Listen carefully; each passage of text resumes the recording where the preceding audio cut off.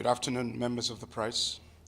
I am particularly delighted to engage the press, and I thank you for taking time to be in this press statement today. Stakeout. Sierra Leone, as you know, assumed its seat in the United Nations Security Council on 1st January 2024, coming back 53 years after our previous tenure in 1971.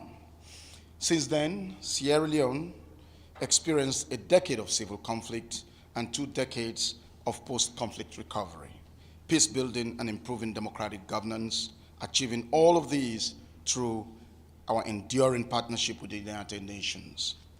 We therefore started our second inning at the United Nations Security Council with a unique experience. The past 4 months have been quite unprecedented, frenetic, complex, but worthwhile. Under the leadership of His Excellency President Julius Maada Bio, Sierra Leone has underscored the importance of partnership, representation, and effective multilateralism. Therefore, adding our perspective on the myriad of global security challenges remains a worthwhile endeavor. We came into the Security Council prioritizing conflict prevention, peacemaking, and peacekeeping, women, peace and security, youth, peace and security, counterterrorism, climate security, accountability, small arms control, and Security Council reform. Additionally, our President, His Excellency Julius Maada Bio, in the last General Assembly high-level week, announced that Sierra Leone will also prioritize the West African and Sahel region and address food insecurity. 4 months into our tenure, despite the challenging global situation, Sierra Leone has endeavored to be a voice of reason. With balance and objectivity, a small state that seeks to promote the respect for and adherence to international law, the United Nations Charter, and dialogue for the peaceful settlement of disputes. This has been reflected in our statement on issues such as the conflict in Gaza, Ukraine, Sudan, and others. Sierra Leone has worked within the A3+ mechanism to spotlight African issues, and in this regard, we have been successful in our negotiations of press statements such as the MINUSMA press statement in January 2024. Last week, we led in the efforts to get the Security Council to issue a press statement on the Guyana and Venezuela matter as coordinator of the A3+. In this month of April, we are also coordinating the effort of the elected 10 members in the Security Council. We commend the effort of the E10, coordinated by Mozambique in March, in co-penning Resolution 2728 with respect to the Gaza conflict. Let me, ladies and gentlemen, therefore highlight our perspective on some of the pressing challenges that we face. On Gaza. We reiterate the imperative for an immediate and permanent ceasefire. We have supported and continue to support the effort of the United Nations Secretary General, UN agencies in getting aid into Gaza, and in the call for the unconditional release of all hostages. We continue to underscore the importance of accountability and the two-state solution to be persistently pursued now. On the admission of Palestine to membership at the United Nations, we can only repeat that Palestine membership at the United Nations may have been delayed, as often in regrettable periods of injustices, but cannot be denied. On Ukraine, we have expressed the view that the territorial integrity of Ukraine must be respected within its internally recognized borders. Now it is time to consider serious engagement that will lead to the path of dialogue and peaceful resolution. On Sudan, as we have marked the first anniversary of the commencement of hostilities, we have acknowledged the need to focus on various dimensions of the conflict, cessation of hostilities, addressing the humanitarian situation, and underscoring accountability. On Iran, Israel, we thank the Secretary General for his proactive engagement and statement. The emergency meeting of the Security Council on 14th of April was necessary for the message of de-escalation. Interlocutors must therefore continue to prevail on the parties to exercise maximum restraint and cease hostilities. On UNOWAS, where we deal with political, security, and humanitarian issues in West Africa and the Sahel, together with Switzerland as co-pen holders, we have led the negotiation on a draft presidential statement. We are at a critical moment, and Sierra Leone has insisted on the imperative for a product to enable peace and security actors to play a positive role because of the needs, of course, of the region. We will not allow the situation in West Africa and the Sahel to be abandoned and forgotten. Looking ahead, Sierra Leone will hold the presidency of the Security Council in August 2024 and will give particular priority to addressing the structural imbalance in the United Nations Security Council through focused discussion on the reform of the UNSC, that is, representation and rectifying the historical injustice done to the African continent.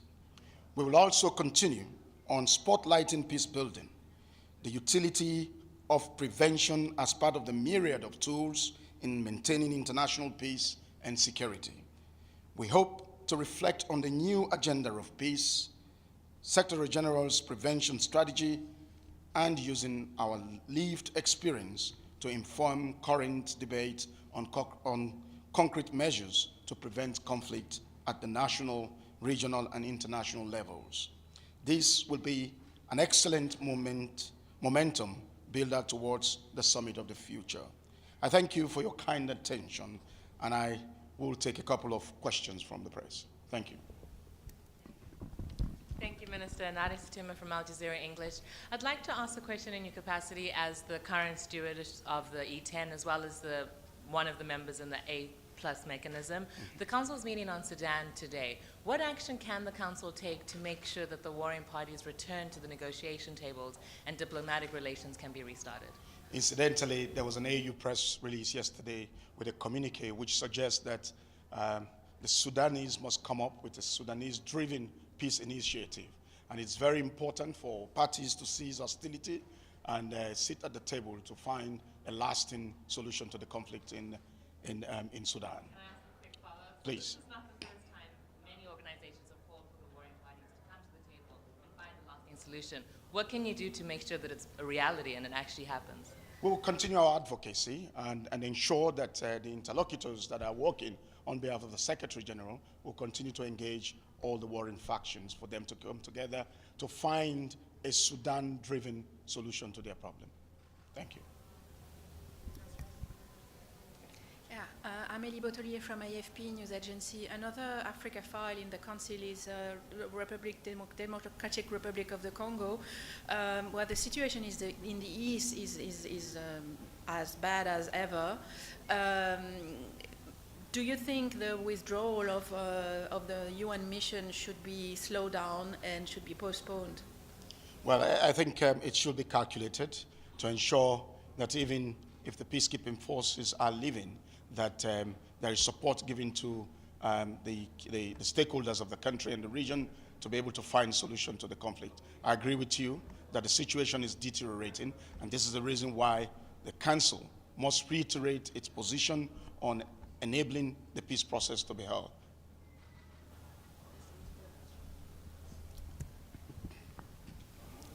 Thank you, Minister. Stefano Vaccari, La Voce di New York, Intel Press. What is the position of your country about the Security Council reform? We know it's going to be long, but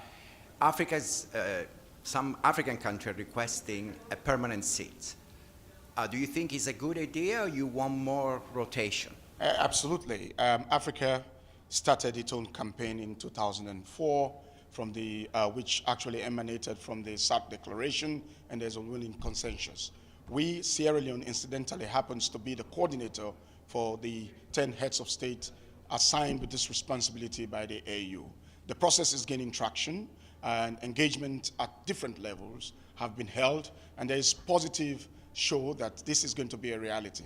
As a matter of fact, it's going to be part of our August presidency to ensure that the historical injustice that has been meted to Africa is rectified. We're grossly underrepresented in the permanent members category and with no representation of Africa in the permanent category, I think it's a travesty that has to be corrected. Simply because over 70% of the issues that we discuss here in the Security Council have got bearing on the African continent. So it's very important that as coordinators of this effort, we enable the justice that Africa so desires in terms of having its voice in the permanent category with additional seat in the non-permanent category.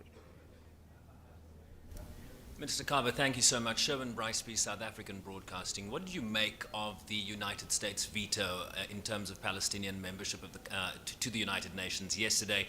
And what do you believe its impact will be on the broader Palestinian file? As you know, the US says that this decision should happen in terms of direct negotiation between the two parties, but as you and I both know, there are no direct negotiations, not now, and certainly not in the foreseeable future. So how does that veto impact the way forward? Well, it does. We are all looking forward to the admission of Palestine into the UN body.